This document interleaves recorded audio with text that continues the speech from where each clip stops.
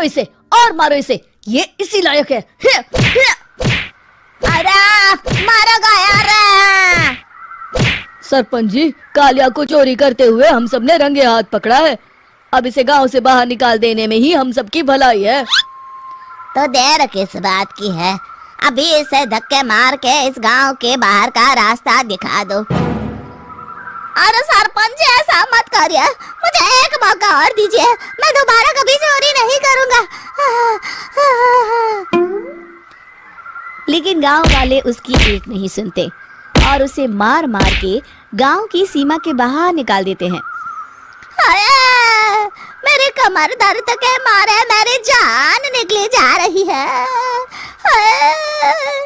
कमबख्तों ने जम के धुलाई की है मेरी। अरे भगवान करे इनके गांव में भूचाल आ जाए, धरती फट जाए और सब गांव वाले उसमें समा जाए। चलते चलते कालिया जंगल में पहुंच जाता है। उसे वहां एक प्रयोगशाला दिखाई देती है। अरे इस जंगल में ये अजीब सा दिखने वाला घर किसने बनाया है, चल कर देखना पड़ेगा। कालिया प्रयोगशाला के पास चला जाता है। दो वैज्ञानिक प्रयोगशाला में बातें कर रहे होते हैं। बधाई हो डॉक्टर चमन, आखिरकार हम दोनों ने मिलकर एक ऐसी घड़ी का आविष्कार कर लिया है जिसे पहनकर कोई भी इंसान गायब हो सकता है। हाँ हाँ, तुमने बिल्कुल सही कहा डॉक्टर जर्माटो। अब कल सुबह ही हम इस जंगल से निकल जाएंगे, लेकिन उससे पहले आज रात के खाने का बंदोबस्त करते हैं। हाँ हाँ, मुझे तो बड़ी जोरों से भूख लगी है, चलो चलते हैं।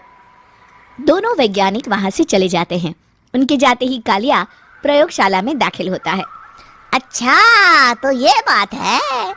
कालिया बड़े से कांच के अंदर रखी घड़ी को बाहर निकाल लेता है और अपनी कलाई पर बांध लेता है। फिर घड़ी में लगा बटन दबा देता है। कालिया को एक जोरदार झटका लगता है। कालिया अपने आप को आईने में देखता है तो उसका पूरा शरीर पूरी तरह से गायब हो चुका होता है। अब तो जो चाहे वो कर सकता हूँ। सबसे पहले मैं उन सभी को सबक सिखाऊंगा। गांव वालों, मैं आ रहा हूँ। कालिया गांव की ओर चल पड़ता है। थोड़ी देर के बाद दोनों वैज्ञानिक वहां आते हैं। अरे ये क्या, लगता है कोई हमारी घड़ी चुरा कर ले गया है। ये देखो पैरों के निशान। अब क्या होगा, अगर वो घड़ी किसी गलत हाथों में पड़ गई तो अनर्थ हो जाएगा। तुम चिंता मत करो, हमारी घड़ी में जो बैटरी लगी है ना, वो सिर्फ 24 घंटे चलेगी। उसके बाद वो घड़ी काम करना बंद कर देगी। उधर दूसरी तरफ गांव में सरपंच अपने घर में सो रहा होता है। तभी एक आहट से उसकी नींद खुल जाती है। अरे कौन है वहाँ? बड़े मजे से सो रहा है, आज मैं तुझे नहीं छोड़ूंगा। कालिया पास में पड़ा डंडा उठाकर सरपंच की पिटाई शुरू कर देता है। ये ले, ये ले, इसी लायक है, ले। आप मर गए। अरे अरे ये क्या हो रहा है? अरे अरे कोई बचाओ मुझे, मेरे घर में भूत आ गया है। सही कहा, मैं भूत ही तो हूँ, ये ले। अरे भूत जी, मैंने आपका क्या बिगाड़ा है, मुझे छोड़ दीजिए। आपको क्या चाहिए? तेरे घर में जितना भी पैसा है ना, मुझे ला कर दे दे, तब मैं तुझे छोड़ दूंगा और यहाँ से चला जाऊंगा। सरपंच अपनी तिजोरी से पैसे निकालकर एक बड़े कपड़े में बांधकर जमीन पर रख देता है और कालिया वो सारा पैसा लेकर वहां से चला जाता है। दूसरी तरफ जमींदार गांव के चौराहे पर खड़ा कुछ लोगों से बात कर रहा होता है। इस कमीने जमींदार ने भी मुझे बहुत पीटा था, इससे भी बदला लेना तो बनता है। हाँ? जमींदार अचानक अपने आप को चांटे मारने लगता है। अरे भाई ये क्या हो रहा है? जमींदार साहब आप ठीक तो है ना? अरे मुझे नहीं पता भाई। अरे मर गए रे, ये तो पक्का किसी भूत प्रेत का काम है। जमींदार के अंदर कोई भूत आ गया है, इससे पहले कि ये हमारे अंदर आ जाए।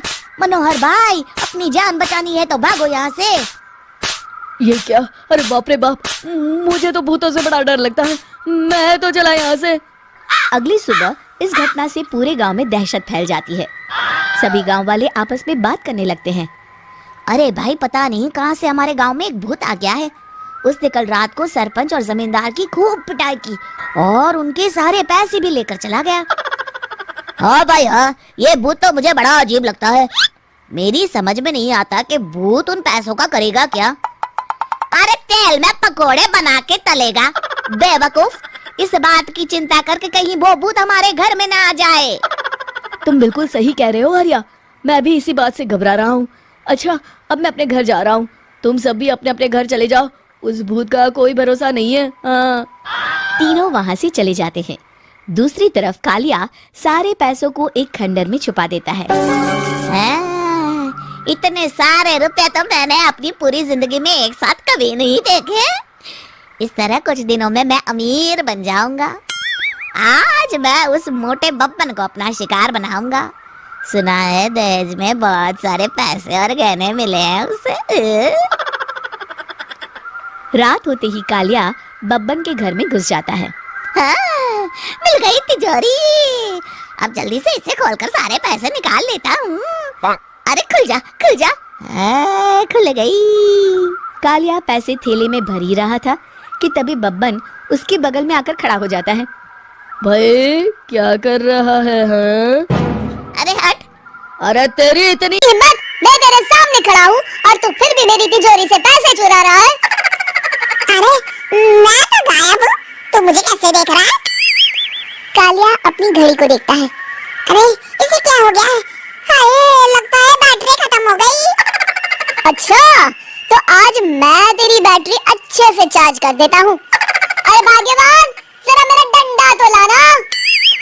ये मोटा मुझे नहीं छोड़ेगा। अरे भागो। कालिया भागकर घर के बाहर जाता है। बाहर सभी गांव वाले हाथ में डंडा लिए खड़े होते हैं। अच्छा, तो तू वो भूत है। मुझे माफ कर दीजिए